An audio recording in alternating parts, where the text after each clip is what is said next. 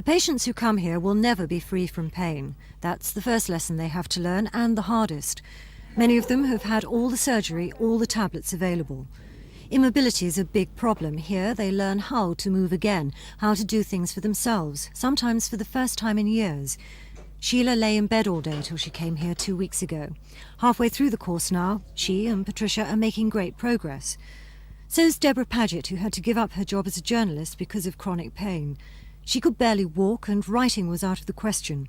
Most distressing, she couldn't look after her children herself. The techniques that we learn here are very much geared to relaxation and helping you to cope with the pain, and not stopping it letting you do things. So what sort of things are you doing now that you weren't doing when you first came? Well, certainly the walking is a big improvement. I was probably walking for 2 or 3 minutes, and I'm now walking for about 15 minutes, which means when I go home I'll be able to walk up to the school to pick my children up.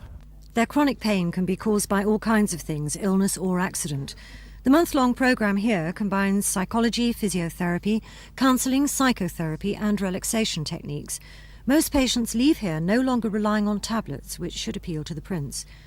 He arrived after a visit to St Thomas's, which runs the unit, and it didn't take the Prince long to get into the rhythm of things and have a go for himself. The Prince is president of the King's Fund, which awarded the Input unit £250,000 for its innovative work. But this was his first chance to see the results. It is a great, I think, commentary on what can be achieved by some really dedicated, enthusiastic and imaginative staff. The hope now is that more units like this may be opened to help others overcome pain. Tricia Ingrams, Thames News.